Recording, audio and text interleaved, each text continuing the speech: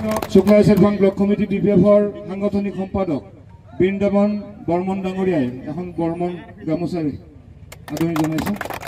তো এতিয়া শ্ৰদ্ধাৰ স্মাৰক তো আমি যাত্ৰা আৰম্ভ কৰিম।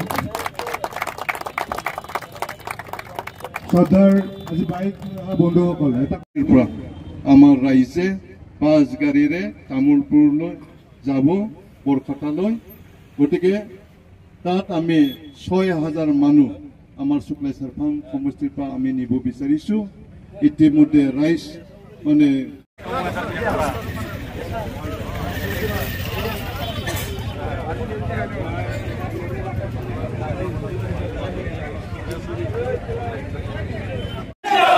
BPF জিন্দাবাদ, হাগ্রামা মহিলারী জিন্দাবাদ, হাগ্রামা মহিলারী জিন্দাবাদ, গণেশ কছারি জিন্দাবাদ, গণেশ কছারি জিন্দাবাদ, গণেশ কছারি জিন্দাবাদ, BPF জিন্দাবাদ, BPF জিন্দাবাদ, BPF জিন্দাবাদ।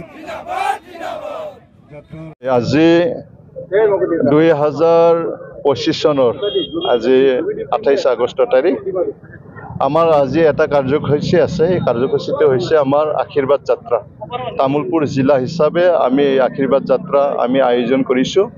তামোলপুৰ জিলাৰ মানে বৰখাটাত আমাৰ এই আশীৰ্বাদ যাত্ৰা হ'ব।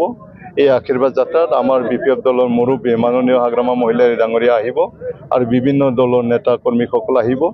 আৰু তামোলপুৰ জিলাৰ যি মানে বিভিন্ন ব্লক কমিটি আছে সেই ব্লক কমিটিৰ পৰা হাজাৰ হাজাৰ মানুহ অংশগ্ৰহণ কৰিব। আজি মোৰ শুক্লাই চেৰভাঙৰ পৰা আমি 6000 মানুহ আমি মানে লৈ গৈছোঁ, মই লৈ যাবলৈ আমি ৰেডি হৈছোঁ।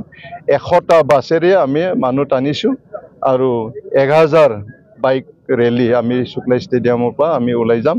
গতিকে এই আশীৰ্বাদ যাত্ৰাটো যাতে সকলোৱে মানে আমাৰ নীতি নিয়মবিলাক মানি পেলাই যাতে বাইকখিনি মানে 35 স্পীডত চলাই পেলাই যাতে আশীৰ্বাদ যাত্ৰালৈ গৈ পায়। আৰু আজি যিটো আশীৰ্বাদ যাত্ৰা এইটো আমি সফল কৰিব লাগিব।